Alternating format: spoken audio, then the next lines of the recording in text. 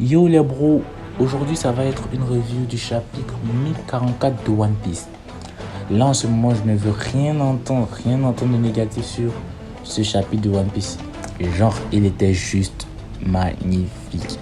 Bref, j'ai plein de trucs à vous dire pour cette review One Piece. Et je vais te laisser avec l'intro. Puis après on se retrouve pour parler de ce chapitre extraordinaire.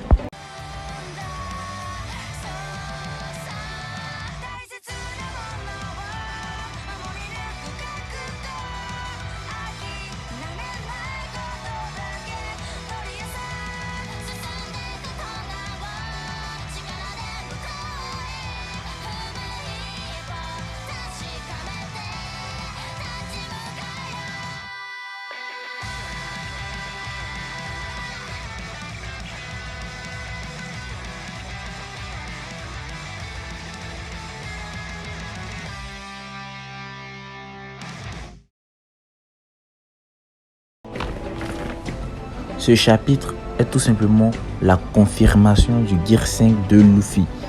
Ce chapitre va rester dans notre mémoire juste parce qu'il était stupéfiant. Dans ce chapitre, il y a deux choses marquantes. L'apparition de la fille d'Oden face à Orochi et le face-à-face de Luffy à Kaido.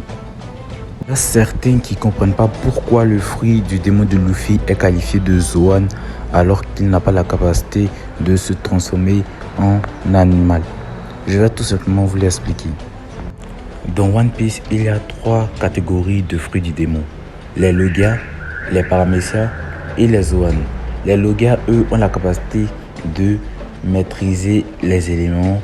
Les Paramecia ont la capacité de modifier le corps de leur utilisateur.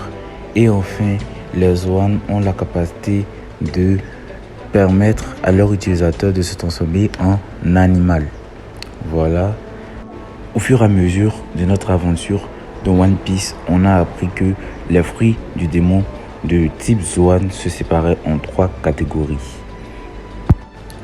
D'abord, on a les Zoan normaux. Ce sont les Zoan qui ont la capacité de se métamorphoser en animaux, tout simplement.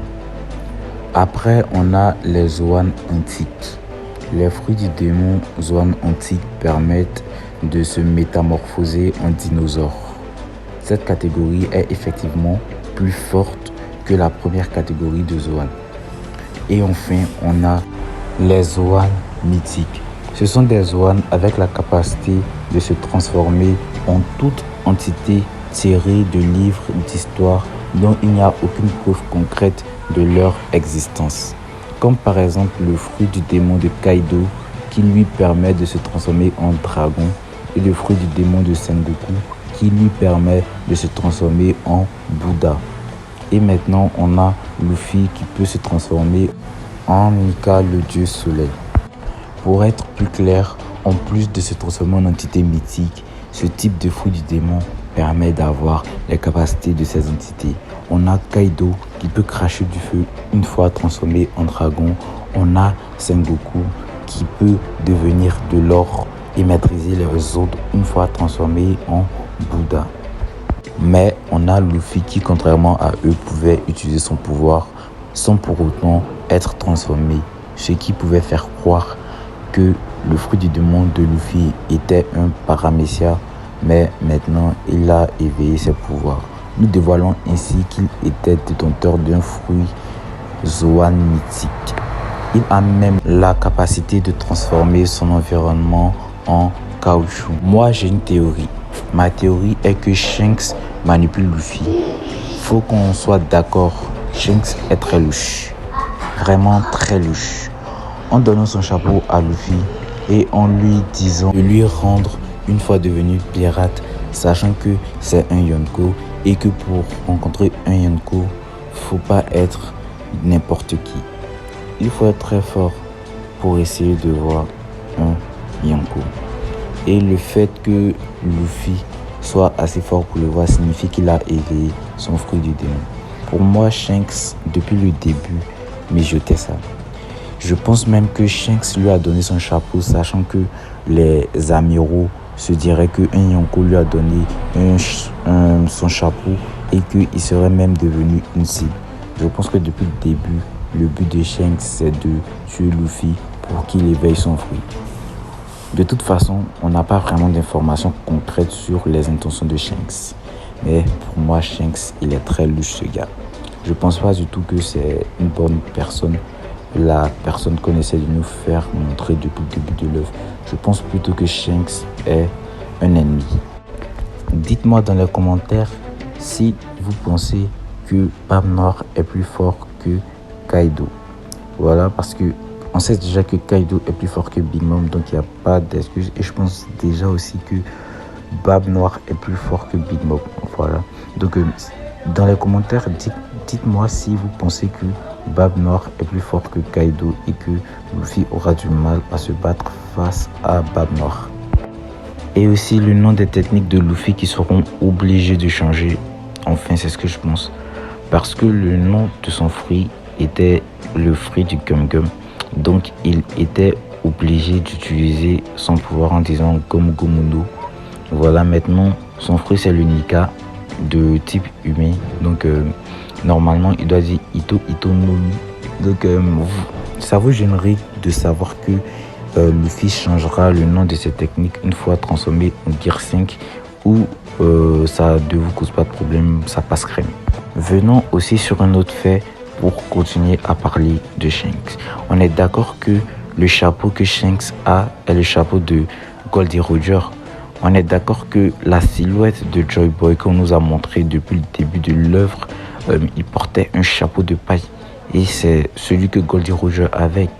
On est aussi d'accord que Im-sama, voilà, ce gars bizarre qu'on avait rencontré à l'arc Marie-Joie, observait un chapeau de paille dans une vitrine qui avait été conservée depuis longtemps. Shanks, vraiment, peu importe ce que vous allez dire, il traîne dans des trucs chelous et il n'est pas aussi sain que l'on pense. Voilà, il sait tellement de choses, je pense même que c'est le perso qui est le plus informé sur tout ce qui s'est passé jusqu'à présent. Il a un passé étroit aussi avec Barbe Noire vu qu'ils ont été dans le même équipage et qu'on ne connaissait pas non plus les intentions de Barbe Noire jusqu'à maintenant où on sait qu'il veut voler les fruits du démon de tout détenteur du fruit du démon, mais c'est toujours autant flou parce qu'on ne sait pas pourquoi il veut faire ça aussi. On ne sait pas concrètement, voilà. On sait juste qu'il veut instaurer l'ère de la piraterie dans le monde parce que il kiffe cette ère. Enfin, c'est tout ce qu'on a. C'est tout ce qu'on a de concret pour le moment sur le personnage Barbe Noire. On sait juste que c'est pas un gentil aussi, voilà, c'est un méchant.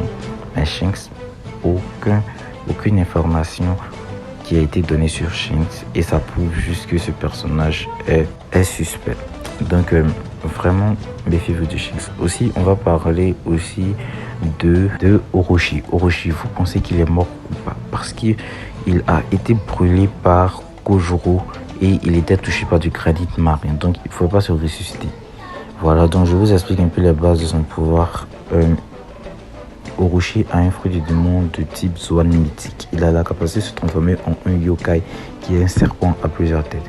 L'un de ses pouvoirs c'est de revenir à la vie vu qu'il a plusieurs têtes. C'est l'un des pouvoirs de son fruit du démon. Le nombre de ses têtes est égal au nombre de ses vies. Mais vu qu'il était touché avec le granit marin et qu'il s'est fait brûler par Kojuro, pensez-vous qu'il trouvera un moyen de revenir à la vie encore ou il sera mort? Personnellement, moi je pense qu'il est mort. Bref, c'est la fin de la vidéo. C'était ma première vidéo review One Piece. Donc j'espère que vous allez être indulgent avec moi. J'espère que vous passerez une bonne soirée, une bonne journée, une bonne après-midi, peu importe au moment où vous regardez la vidéo. Donc je vous laisse maintenant. À la prochaine.